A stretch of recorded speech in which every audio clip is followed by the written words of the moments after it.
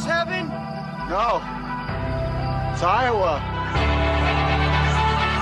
From high school to international wrestling, on the mat and beyond, this is the Potentially Dangerous podcast with the guys from IA Wrestle. If you're a fighter, you like a fight. If you're an American, you like a fight. If you're an Iowa Hawkeye, you know you're going to get a fight. Subscribe to our podcast on iTunes and all your podcast-friendly apps. And follow us on social media platforms at IA Wrestle. Time to strap it up and get to the show.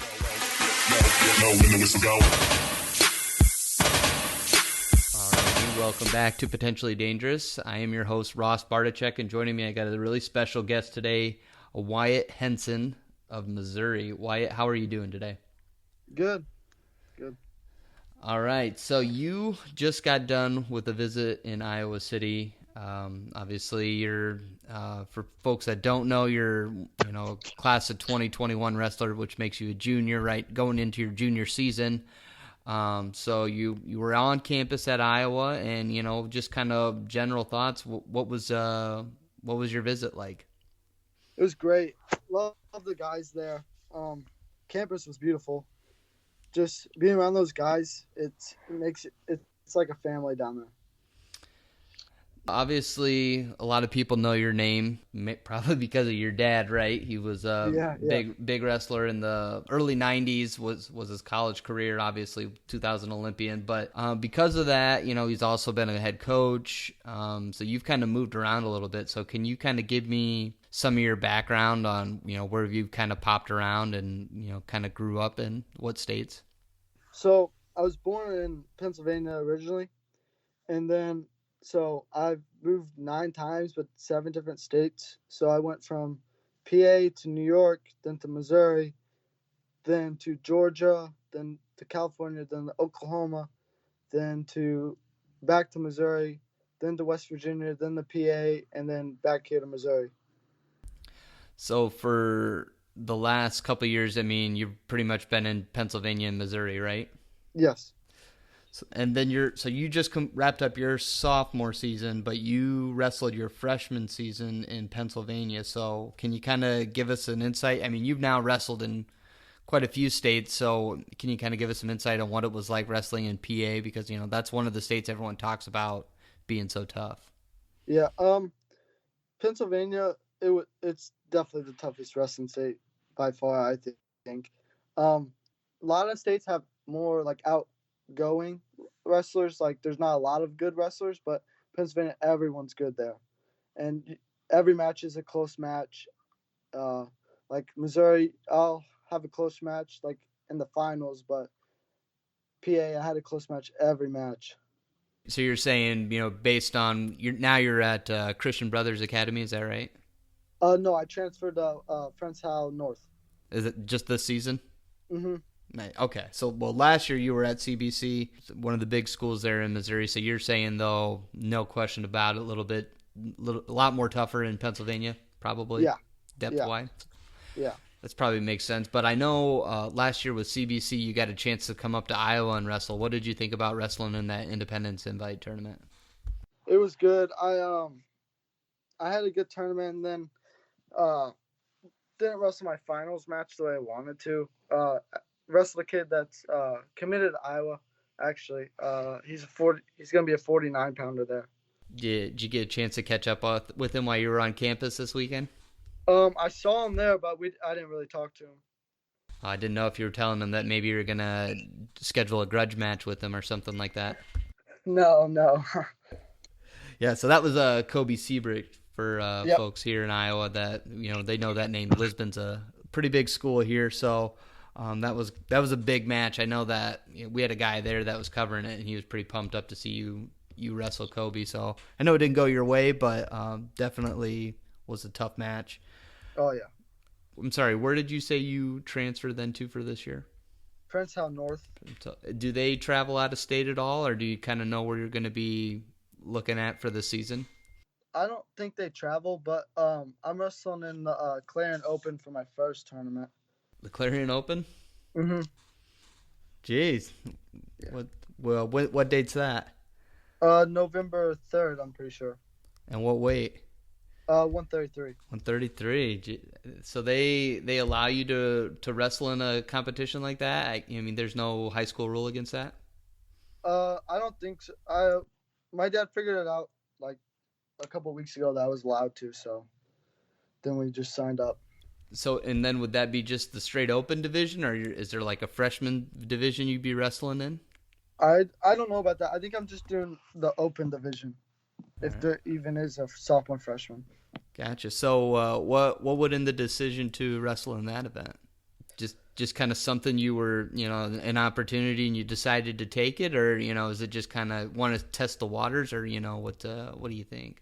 I want to get myself like prepared for college as soon as possible, so that's gonna help me out a lot, I think.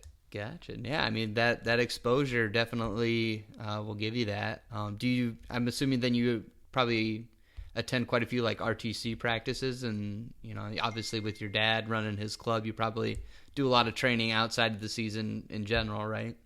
Yeah. I just wrestle with my dad all the time, which is awesome because he can still move the way he used to, but he's just old, so but Just he still old. goes hard. Would he appreciate you calling him old? Probably not. Oh, one of the things I kind of wanted to bring up, because obviously, I mean, I follow your dad on social media, and I noticed that he always refers to you as Dash. So Yeah. I was kind of curious, where did that nickname come from? When I was really little, I had like really blonde hair and blue eyes, and I always wear this Dash T-shirt everywhere I go. And I would I'm pretty fast, I would say, so he started calling me Dash. You're pretty fast, just like on the mat, or are you also kind of a track guy too, cross country guy? I used to do track. I did track in like eighth grade, and I took like second in state in like the 200, and then second in high jump. All right, so overall, well-rounded athlete is what you're talking about then. Hmm. Gotcha. So obviously, we kind of talked about who your dad is, Sammy Henson. Everybody knows him, but I mean, it seems like you two really have a really close relationship. Can you kind of talk about that relationship in general? What it's like, you and your dad. Um, it's gotten a lot better because of my mindset. It wasn't. I My mind has gotten a lot better for wrestling. I'm not talking back anymore. Like I was talking back, and it didn't get me anywhere. Now that I'm not talking back, I'm having more success. So when I with him, it just makes me have more trust with him in my corner. And obviously, you guys are probably on the road quite a bit together. So I mean, you spend a lot of time together. Is that kind of is wrestling kind of something you guys really like bonding over? Then is that some like is it always wrestling, or do you guys kind of obviously when you're competing, that's what you're talking about, right? But Mhm. like you guys can switch it off and just I mean, it's more than that, right? Yeah, yeah. Like outside of wrestling, if we're not in the room or not at a tournament, we usually don't talk about wrestling because wrestling's hard enough and it's a lot. So we don't really talk about it much.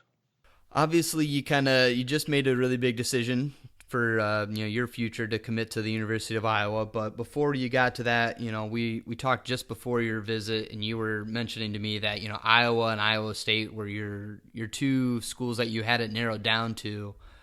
So you're ranked according to Flow number 22 in the class of 2021. So obviously, I mean you're high up the list as far as names go. So how did you get to the point where you were narrowed down to Iowa State to begin with?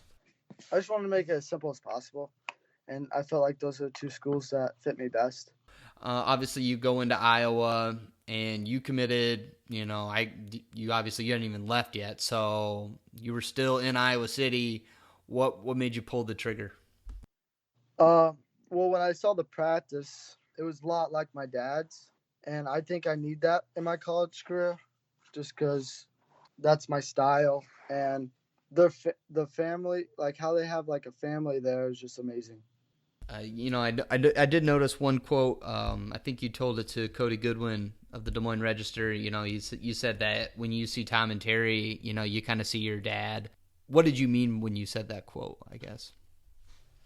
Just the way they coach, the words they use when they're in the room coaching the guys is a lot like my dad, and the way the practice is run, it's very similar to my dad's.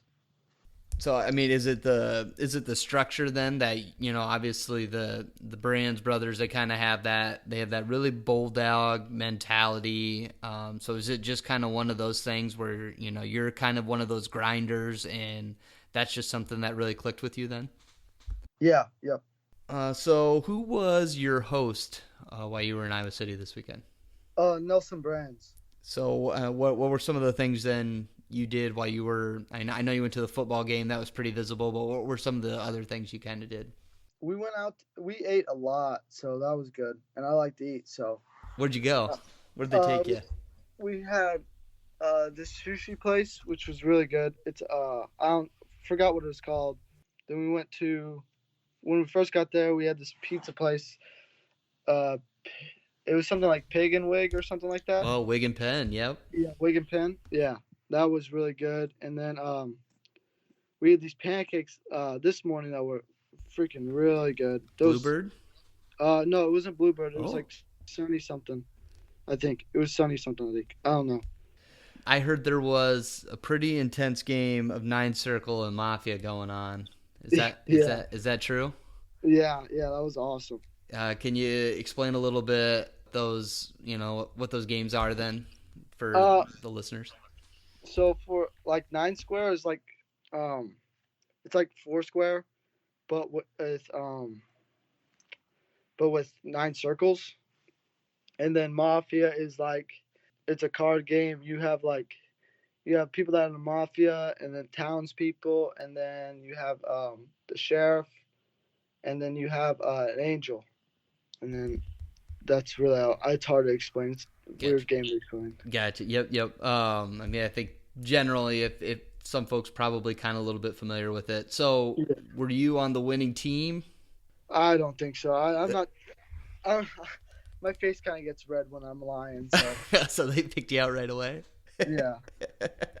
Who was on the winning team? Who are some of the better players? Patrick Kennedy was pretty good. Marinelli, he won most of the games. Warner won most of the games too. I mean, you were on campus then. Iowa had, they brought in a ton of guys for this weekend. What were some of your general thoughts on just some of those other, prospective recruits that were in town? And I guess some of the other guys are already verbal in the class of 2020. So what did you think about being around all those guys? I thought we all got along, which was awesome because my dad said, like, when he recruited, that was very rare. And they all have a mentality that they all want to win. And I like that. Who were some of the guys that you maybe really bonded with on your trip? Patty Gallagher, Patrick Kennedy, and Drake. Drake Ayala? Yeah. Yep. Cool. So then looking forward to this season. Obviously, you said you're going to be going to the Clarion Open, so that's a pretty big deal. But then will you be at 132, or are you thinking probably 138 for like high school season? High school season, 138. 138. Do you kind of see yourself sticking around that way, or do you feel like maybe you're still kind of growing? So will you think 141, 149 for college? For college, 133 or 140. 133. But most likely, I think 141. 141. What are some of the other things we can look forward to maybe outside of the Clarion Open this season? I'm hoping to do quite a few more opens, but I don't really know yet. What was one of your highlights? Like, you probably have quite a few. I mean, you committed to Iowa, right? So there's a lot of things that you love about Iowa. But what were maybe like one or two of the things that you were like you really enjoyed this weekend? Watching the practice and seeing how they coach and how the wrestlers react, and then like 9 square. I know it's just a game, but how competitive they are. They want to win at everything they do. When you see guys like Spencer Lee and Austin DeSanto, those guys are like, they're two pretty tough dudes, right? Especially if you get underneath Spencer Lee, good night. Austin DeSanto is a nightmare on his feet. What do you think about potentially squaring off with some of those guys? I think it'd be awesome. Getting to wrestle with those guys just makes me better. So that's about it. And if you had just like an open forum, you got all these, I'm sure you're getting a lot of love from just, obviously your local community that's probably pretty happy that you made this big decision, but you've probably seen a lot of support from Hawkeye fans probably blowing up your social media accounts. So if you just had to take a moment to kind of say something, maybe what you're looking forward to being an Iowa Hawkeye, or just something in general, what would you tell the Iowa fans? That they have a great fan base, and I'm excited to wrestle for that crowd in Hawkeye Arena. Awesome, man. Well, I appreciate you taking the time to join the Potentially Dangerous podcast tonight. So thanks again, Wyatt, and best of luck to you this season. We'll be following along. Thank you.